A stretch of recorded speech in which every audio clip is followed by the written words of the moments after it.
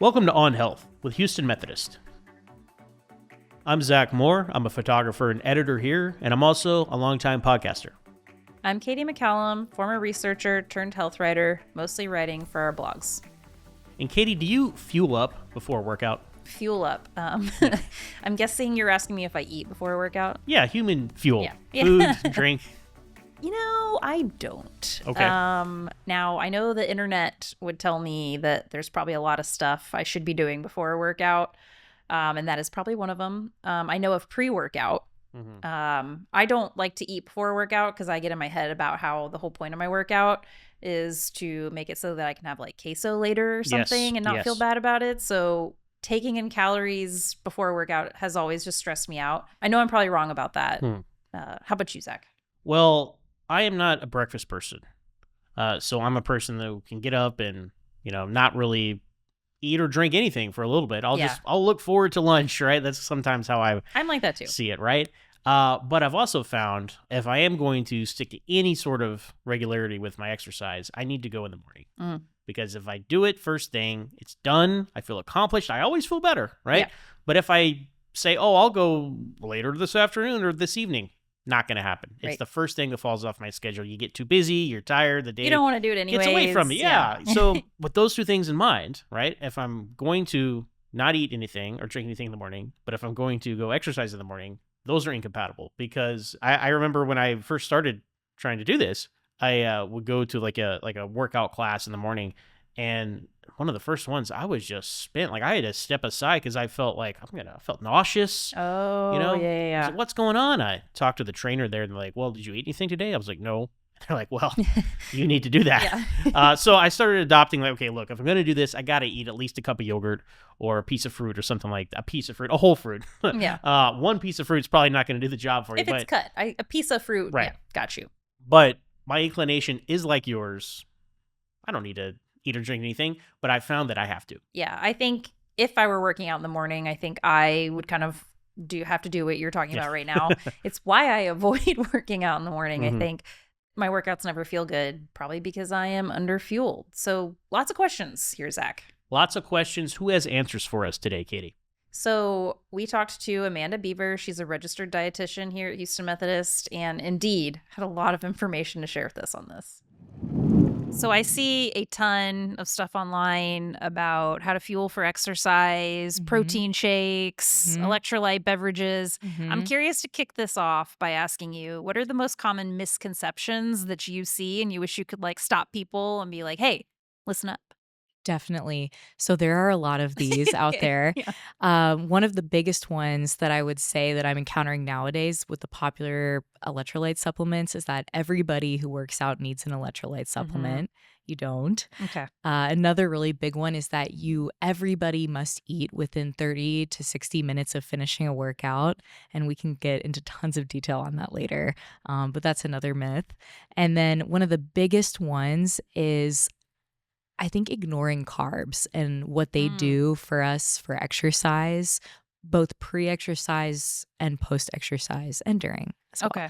And then another big one is I think nowadays protein is really in the limelight. And we're seeing some people getting too much protein. Yeah. So. I can imagine. I mean, we're doing an episode this season about protein and how it's everywhere. It's in chips, it's in popcorn, it's in ice cream. Yes. I guess while we're there, when you think about fueling for exercise and what should you eat before exercise, now that protein is literally in everything around us, like protein ice cream before a workout, probably a bad idea.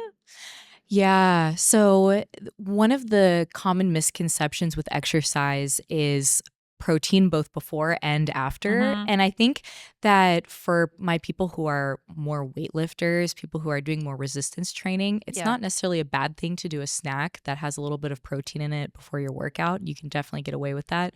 But for my runners and more cardio people, it's better to stick with things that are more carbohydrate based within the hour before the workout, because protein and fat takes a really long time to digest and break down. And if we're putting a bunch of proteins and fats into our body within an hour of that workout, it's not going to feel good. Whereas with strength training, it's not quite the same as endurance exercise. So it's okay to do a protein source pre-workout if we wanted to. Okay. I'm glad you're already honing in on carbs, because I think taking a step back, because we're going to dive deep into all of this. It's a super nuanced topic, I know. Uh-huh. I think, I have this perception, I think a lot of people do, and maybe it's from growing up in the diet culture. Mm-hmm. Like, I'm working out so that I can eat whatever I want, kind of thing. And so it almost like eating food before a workout, to me, just like in my mind, I'm like, why would I do that? So when we're Right. taking a step back and we're talking about like, why should you fuel for a workout? For our Yeah. listeners like me who like, tell me why I need to be doing this, because like I would love to just like not have those extra calories and go into my workout, fasted or something. Am I hurting Right. my progress and my performance? Yes, absolutely. So let's get that right out of Okay, your so head I should be because doing it. it is not helping. Okay. So when it comes to eating before a workout, think of the food that you have beforehand as your fuel. Mm-hmm. This is your gas in your tank to perform your best during that workout. And if we're not going into the workout with appropriate fuel or the amount of gas that we need in our tank, our workout is not going to be as good and we're Mm-hmm. not going to get the most out of it. So if you're going into your workout well fueled, you're going to be able to push out more reps. You might be able to run faster. You might be able to ride Okay. harder. And so you will get a more effective workout that will advance your fitness level rather than just kind of keeping it centered around Yeah. food. Yeah, Yeah. exactly. And I will say, it's not even why I work out anymore, Yeah. but like, I don't know, it's so hard to get out of that mindset. Right. Right. Okay, so it's definitely It's worth fuel. doing. Okay. It's fuel. It can advance your fitness level. It can help you perform better. And so when we talk about, eating before a workout or fueling for a workout, Mm-hmm. is this outside of I have breakfast, lunch, dinner, maybe a mid-morning snack, afternoon snack? I mean, how does this kind of fit in with all of that?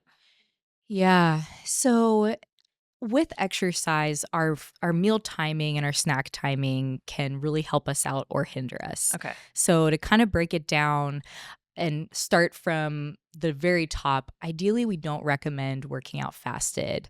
And the reason being is if you go into your workout with fuel, you will probably perform better if you have some fuel in your tank Mm-hmm. compared to if you go into a fasted. Now, some people can definitely get away with it, Yeah. and some people don't like to have anything in their stomach. But I challenge you to just try the difference between maybe just a banana or a date or two or an orange and just see if you have a little bit more to give during the workout.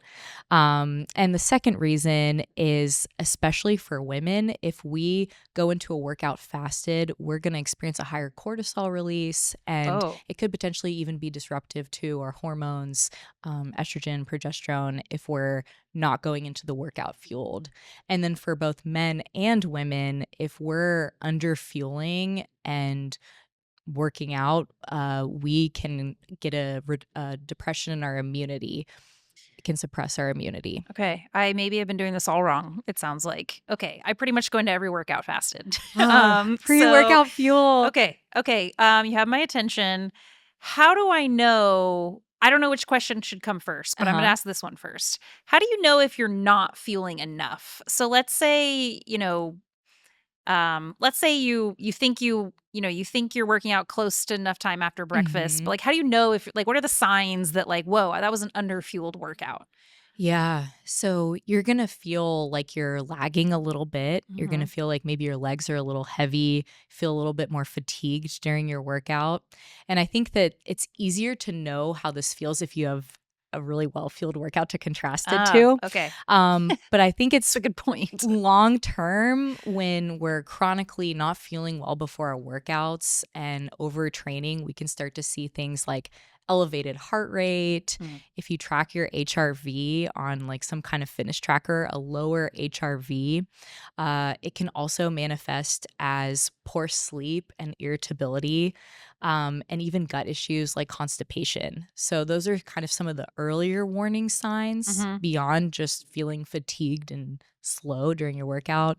And then some of the more advanced warning signs are suppressed immune system and for women, hormone suppression. So it could look like delayed cycles or even absent cycles. Okay, gotcha.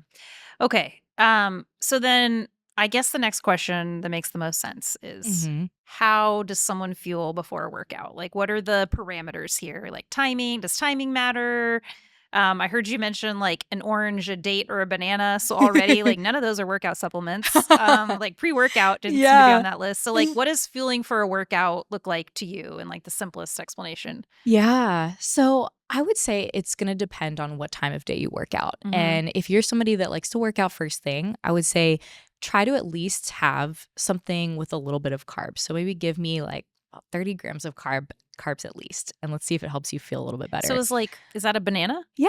Okay. It's like A banana almost has on the 30 dot. grams of carbs? Just about. Okay. Yep. Okay.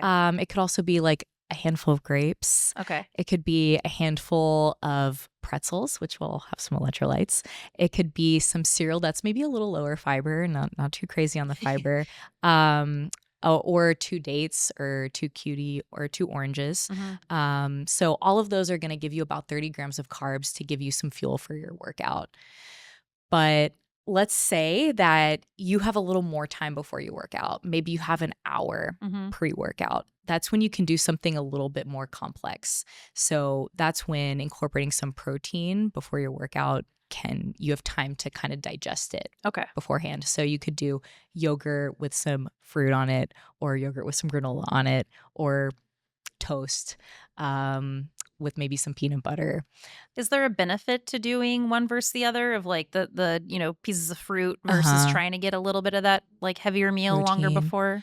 Well, if you have a snack pre-workout that has a little bit of protein in it, it's going to digest a little slower and maybe give you a little bit more sustained energy, perhaps. Okay. Gotcha. Also, it's kind of helping you stay fueled because your workout's not for a while. Yeah. Whereas if you're eating right before your workout, we want something that's going to be easy and fast to digest, that's light on your stomach, and isn't going to impair your performance. So for my cyclers, my runners, having something with a lot of protein or fat or fiber right before your workout is going to impair your performance. It can make you cycle slower, run Just feel slower. Heavier. Yeah. Exactly. Okay. Exactly. Gotcha. But with strength training, it's a little different that having protein pre-strength training isn't necessarily going to affect our performance quite as much. Okay. So to that end, because that was going to be my next question, the different types of workouts, I think you've kind of already answered this, but how should the fueling change for my, HIIT class versus my long run versus like, I'm going to go out in my garage and use the squat rack or something? Yeah. So it's going to depend on like how long the exercise is and then also the type of exercise. So for those more endurance types exercises, the focus is going to be more on carbohydrates, unsurprisingly. Yeah. And in general, carbohydrates are our body's favorite fuel for exercise. So by not having them at all, like notice even when I said for strength training, do both a protein and a carb source, I didn't say just the protein. Right. And the reason being is carbs are our body's favorite form of fuel, and getting a little bit of both is going to give you the protein you need from a muscular perspective and the carb that you need from an energy perspective. And then for my runners, we need something that's going to be light on our stomach and easy to digest.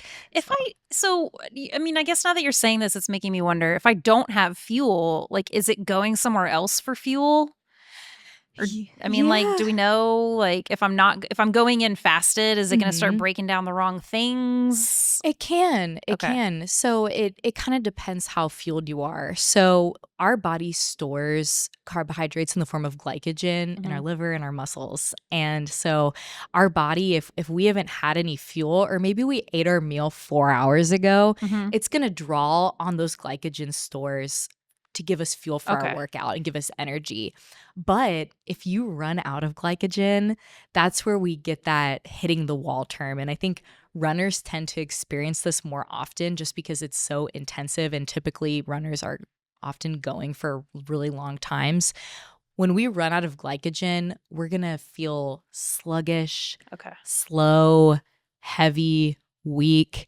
And so this is not a good feeling. No. Like, we are not going to work out our best. Especially if you're already like at some point in your run, you still have to come back, which is I think probably the hardest part. Right. But even for my people who are maybe doing a a fitness class that has a lot of HIIT in it that incorporates cardio and strength training, it's possible to run out of glycogen stores during that class if you're not going into the workout with your pre-workout fuel or going in fasted. Okay. So supplements that suggest they should be used before workouts, like pre-workout. Is that important at all in fueling? So it kind of depends. Okay. Oftentimes the ingredients in pre-workout supplements are caffeine. It's probably the biggest one and the one that we kind of feel the difference.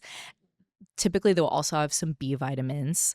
Those are only going to be helpful if we're experiencing a vitamin deficiency. So having those extra B vitamins in a pre-workout supplement aren't going to give us additional energy. They will only help if we're deficient, not getting enough from our diet. Okay, so it's just basically like a caffeine hit. Yes, it's basically just a caffeine hit. So if you want something that's maybe a little bit more of a simple ingredient, you could just have a cup of coffee or tea and get the job done with that. Okay, simple as that.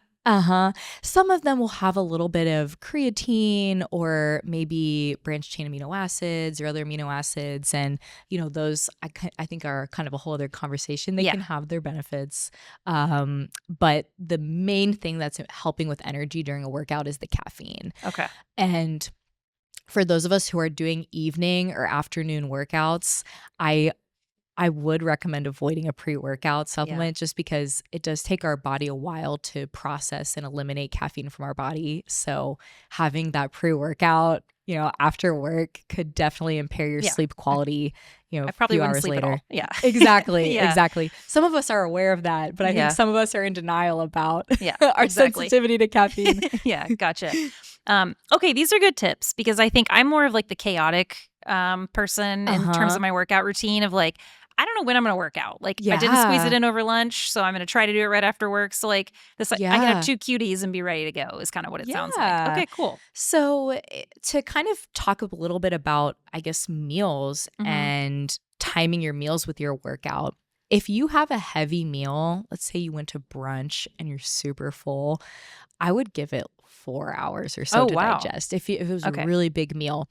If it was a decent sized meal, pretty big, you could maybe give it 3 hours before your workout. And if it was a lighter meal, you could wait 2 hours. Okay. So having those heavy meals can impair our performance during our workouts to some degree, just because the fat and the protein in them, they take a long time to digest. Yeah. And we don't need those sitting in our stomach and slowing us down. Yeah, absolutely not. Okay, great. Before we move on from kind of pre-workout talks or before the workout talks. I know now pre-workout's the supplements, so I want to be careful there.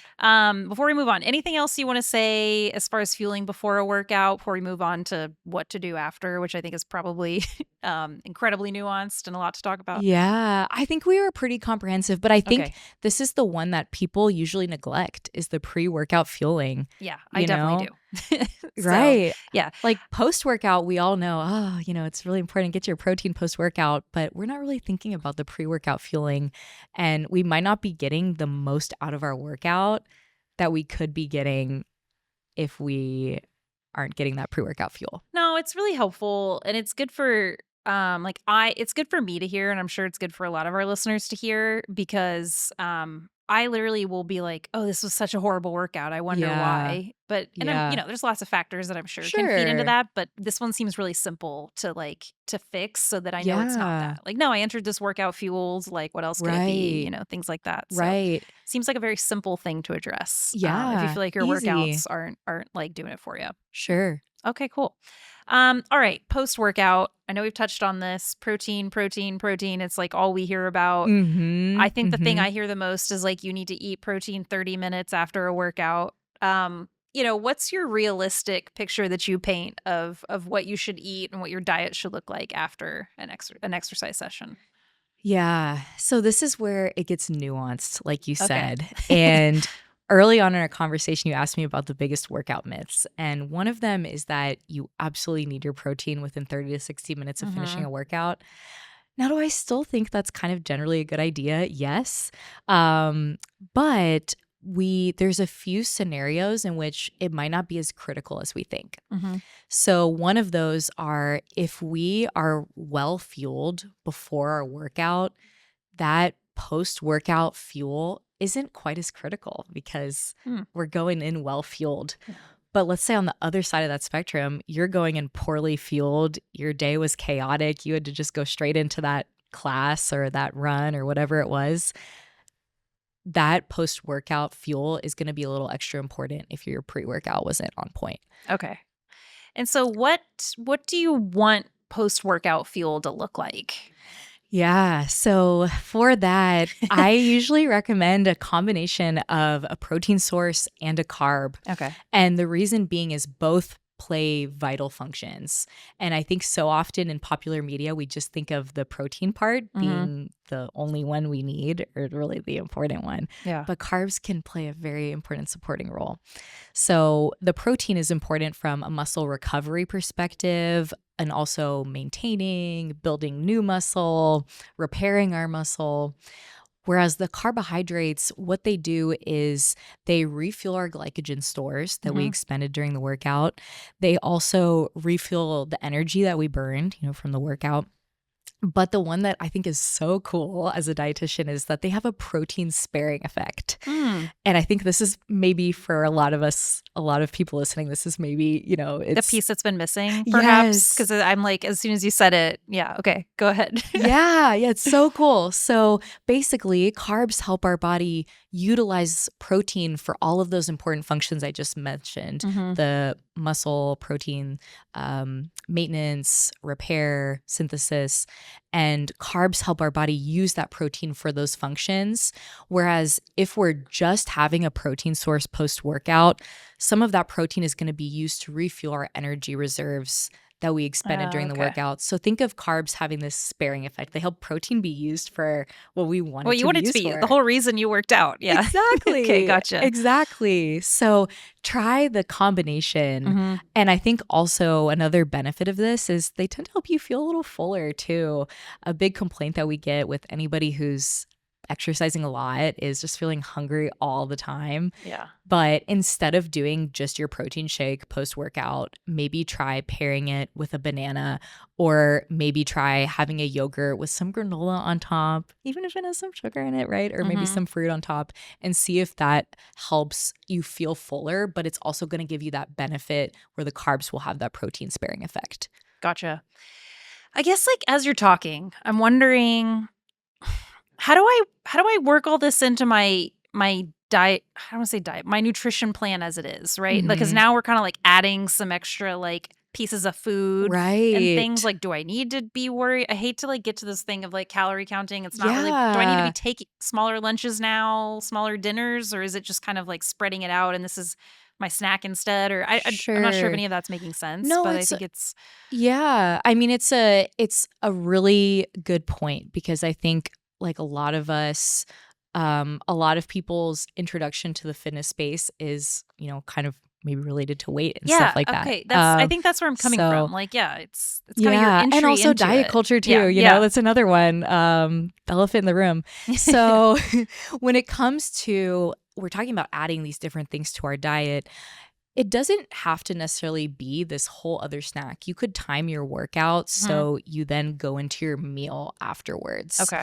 So for example, like I mentioned, where if you're going into your workout fueled, you don't necessarily have to have your protein within 30 minutes. Okay. You've got a little bit of a bigger wiggle room. So you could schedule your dinner after your workout, and that's kind of your post-workout recovery or fuel. Okay. So it's like a twofer. Yeah, exactly. And the same thing goes with pre-workout too. If you have kind of a more moderate light meal, you could have that 2 hours before your workout, go into your workout 2 hours later and crush it.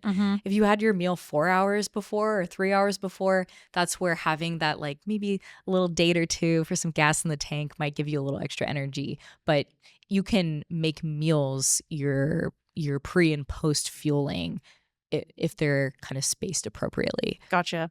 Since dates, I think dates are an interesting one. I've never thought of that. Yeah. What are some more kind of maybe types of foods or things people can use for fuel or recovery that that we might not have thought about? I would have never thought about dates. Any other ones like that? Yeah.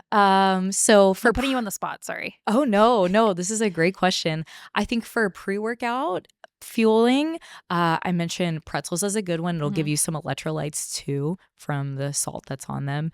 It could be dried apricots are another really good Ooh, one, yeah. or maybe some dried mango. It's a good one. And all of those dried fruits, look for ones that don't have added sugar.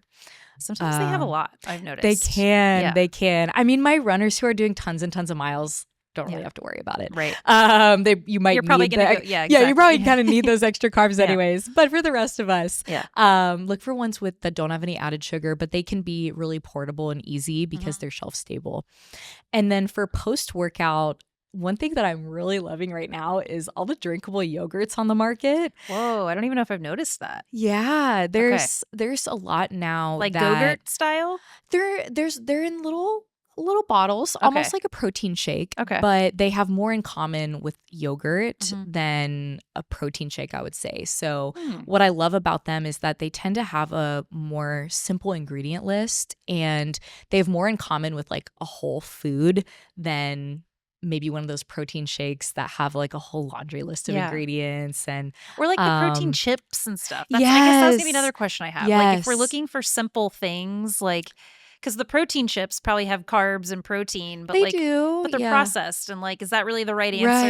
Right. Or like what are your thoughts on those? Right. And I think that's where with processed foods and things like that, it's all about a spectrum. And I think those drinkable yogurts, they tend to fall on a little bit of the less processed side. Mhm. Whereas comparing those to like the protein chips or like a protein drink Yeah. that, has a bunch of other stuff in Protein it. water, I think, is another one that I've seen recently. Yeah, which there's so much. We are getting It's really like, out yeah. there with our protein. Okay.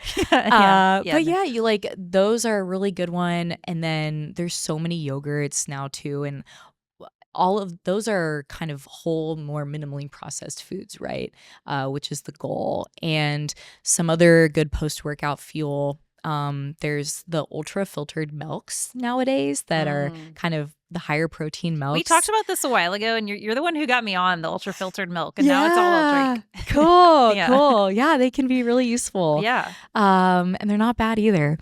So that's a really good one too for post-workout fuel. And then also smoothies can be another one as well. That one is a little more time intensive. And then protein shakes can be another option, like the ready to drink ones. Yeah. But one thing I encourage people to do is I mentioned post-workout how we want protein and carbs.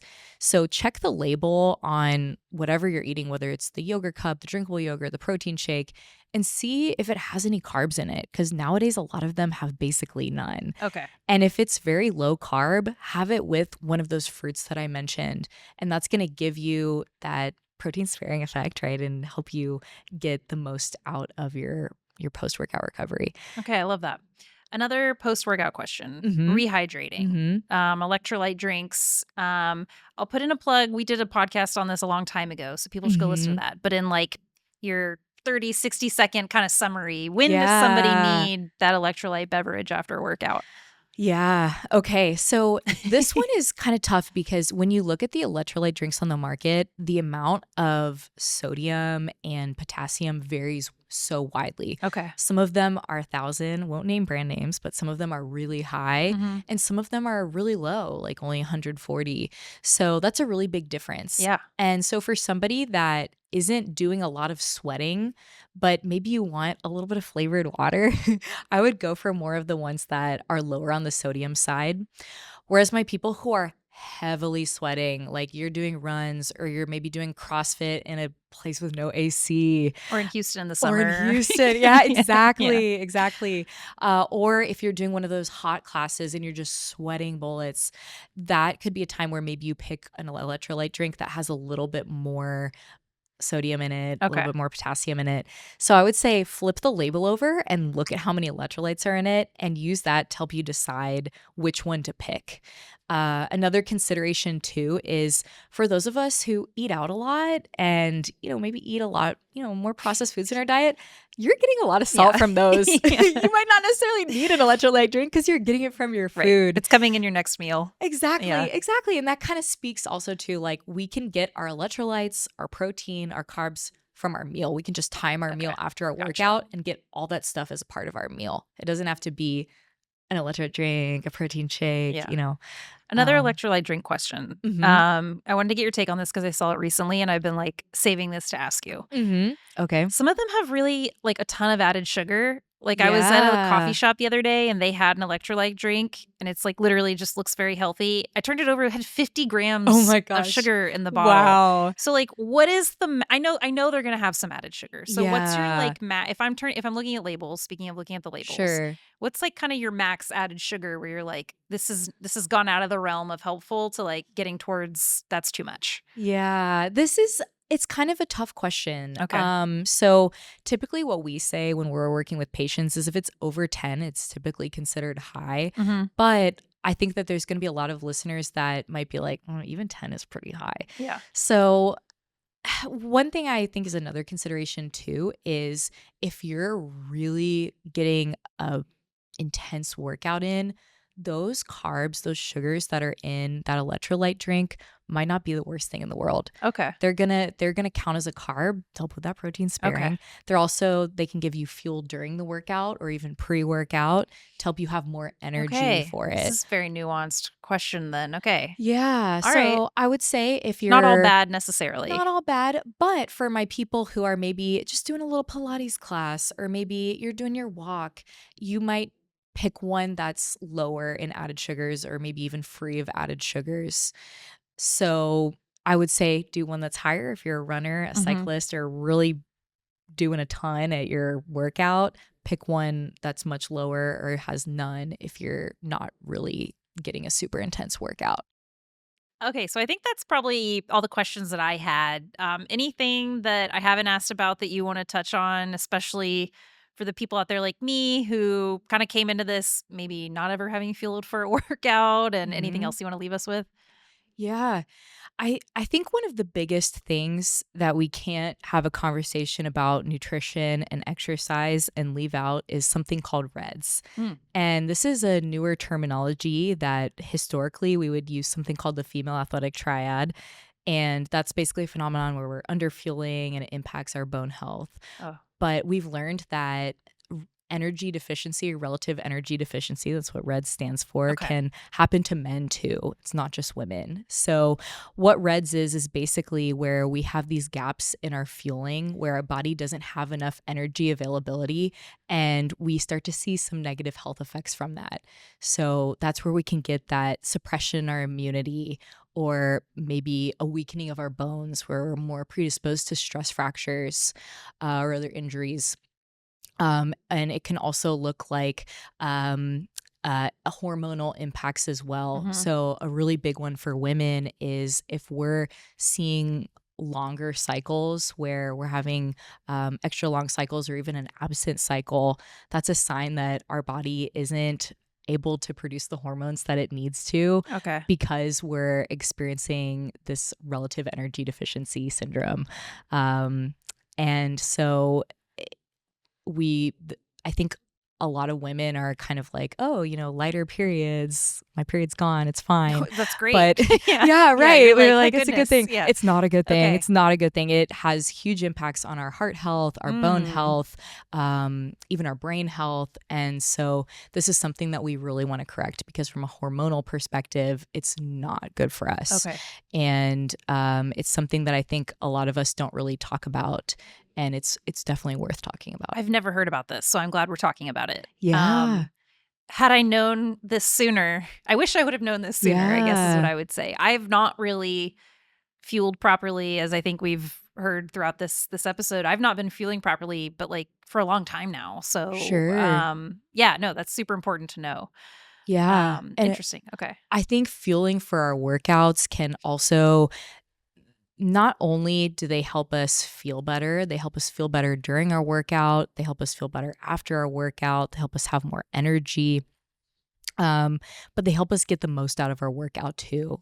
Yeah. So I think that's the other huge selling point for me. You're doing all this work anyways. Yeah. Like, why not make it worth it? I think the most frustrating thing is finishing a workout and just being like, wow, that workout sucked. Like I just did not have the energy I wished I had. So yeah, you definitely made a believer of me to maybe sneak 2 cuties in before the workout or whatever it's going to be. Awesome. And think about this, like, this will just advance your fitness more and take your fitness to the next level.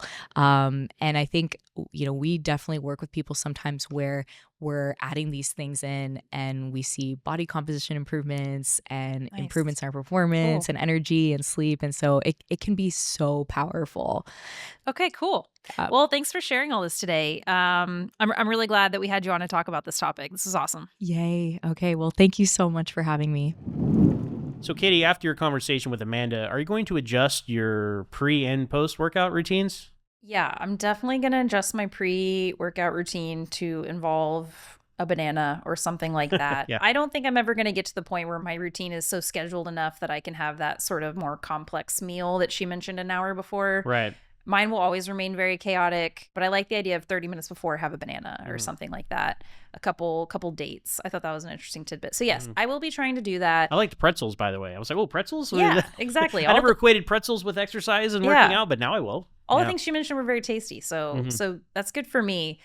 The other thing too that was really helpful for me to hear was the way to know you're underfueled, or one of the best ways to know if you're underfueled in a workout is to have a very fueled workout to compare it to, which makes tons of sense. I've probably never done purposefully. So, once you have a really nice fueled workout, just kind of remember what you ate. And then if it ever happens or you feel like you're sluggish, you can say like, oh, hey, I know what it feels to be fueled. I didn't meet that criteria. I need to maybe, mix it up next time and get a little bit more in there. No, that's been my experience. Like I said off the top, now I don't go to the gym every day or as often as I should. But when I do go, I do make sure that I have that yogurt, have that fruit, because I've seen the other side of that. I've experienced the A/B comparison, and it makes a huge difference. Yeah, I don't work out in the morning, but I am getting to a place where I'm thinking I might have to. Because to your point, the lunch, trying to squeeze it in over lunch has just not been effective for me. And then I do it after work and I hate it more that way. Yep. So yeah, I am going to have to start fueling. The other thing that I thought was really interesting that she brought up was the protein sparing effect of carbs after a workout. I thought that was really neat. I've heard a lot of people talk about how they just have a protein shake after a workout. And I think her point is, unless you're taking in carbs with that protein shake, some of that protein is not being used efficiently. So, you're doing yourself a favor by taking some carbs in at that point too. That was really neat. I thought that was a cool tip that's pretty easy to incorporate. Again, a couple pretzels or something. Yeah, that's another layer to it, because the general consensus and general knowledge is you got to make sure you eat that protein within 30 minutes after your workout, or it's nothing. It might as well not have taken place. Your muscles are deteriorating immediately. You didn't get those gains, right? But then in addition to what you're talking about, you put those two things together to get the maximum return for what you're doing. Yeah. I know I want maximum return. Exactly. That's why we're working out. So may as well do it. Yeah. Another thing that stuck out to me was y'all talking about electrolytes, because, we all drink water. We like water. I don't know if everyone likes water, but we know we need to drink it. We know we need it. And, but sometimes you want a little bit of taste, right? So sports drinks have been a go-to for me. And my logic is, well, I need electrolytes, right? So it's fine to, mix in some sports drinks. And it still is, don't get me wrong. 2 birds, 1 stone. But sometimes, you might not need the electrolytes, because as she mentioned, if you go out to eat a lot, which I do, restaurants, they add a lot of salt to their food. So it's very possible that your electrolytes are being taken care of in your food diet, and you don't need to go seek them out in other drinks. Yeah. Something to keep in mind. Yeah, absolutely. I think that was nice to hear as well, that it's not yet another thing to add to the grocery cart in the sense of, okay, after every workout, I need to be, opening an electrolyte package or something, putting it in my water. So yeah, I think she gave us a lot to work with to make sure that before and after our workouts, our diet is kind of as optimized as it should be. Yeah, and ultimately, don't get lost in the data. How you feel, right? Right. So trust that. Yeah, pretty simple. There it is. All right, well, that's going to do it for us this time on Health with Houston Methodist. Be sure to share, like, and subscribe wherever you get your podcasts. We drop episodes Tuesday mornings. So until next time, stay tuned and stay healthy.